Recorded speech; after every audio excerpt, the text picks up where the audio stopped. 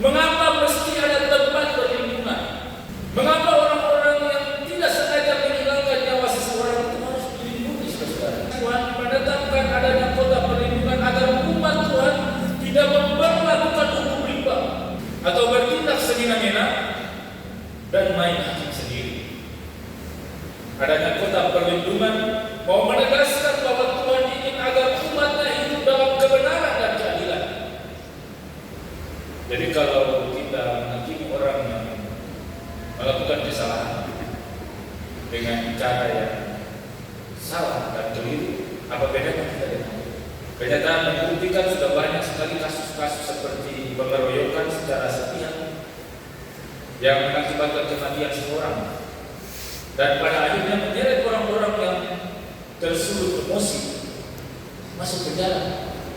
Di era digitalisasi sekarang ini, tanpa memastikan kebenaran, orang dengan mudahnya tega menyebarkan berita-berita bohong yang berdampak pada hancurnya reputasi seseorang atau reputasi satu kehidupan keluarga, sehingga dibenci, dimusuhi, dan dijauhi dalam masyarakat.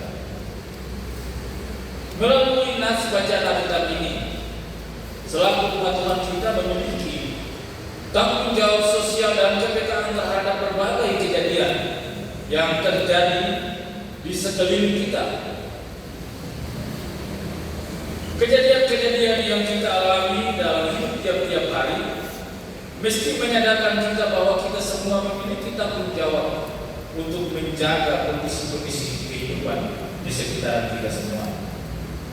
Kita mesti menjadi orang-orang yang tidak boleh main hakim sendiri karena emosi, karena balas dendam, atau perbuatan-perbuatan kekerasan lainnya. Sebab kenyataan membuktikan juga bahwa perilaku-perilaku ketidakadilan dan ketidakbenaran itu masih sedang menggerogoti kehidupan kita sampai saat ini. Perlindungan yang kita lakukan itu bukan untuk melindungi kesalahan orang, tetapi ketika kita melindungi, kita akan mendapatkan kebenaran. Jadi hari ini berbeda dengan melindungi kesalahan orang karena malu hati. Itu beda. Ya, saudara. Kita melindungi seseorang supaya dapat untung. Beda. Kita melindungi karena orang yang kita lindungi itu pernah melindungi kejahatan kita. Kan ada yang begitu. Melindungi seseorang karena dia pernah melindungi kejahatan dia bilang-bilang. Lalu saja. Yang kemudian ini banyak saudara. Saudara pernah mengalaminya di rumah? Atau mungkin kita adalah orang-orang tua yang pernah melindungi kejahatan anak-anak kita dan tidak mau terima kalau orang menyampaikan kebenaran. Untuk yang satu ini kita tidak boleh melakukannya, saudara. Kenapa?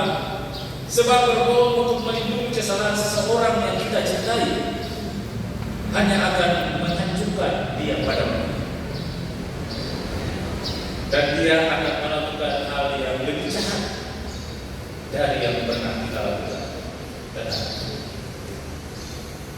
Saudara-saudara yang terkasih, dengan mengedepankan kebenaran dan keadilan selaku umat Tuhan, sesungguhnya perlindungan yang kita lakukan adalah untuk melakukan kebenaran.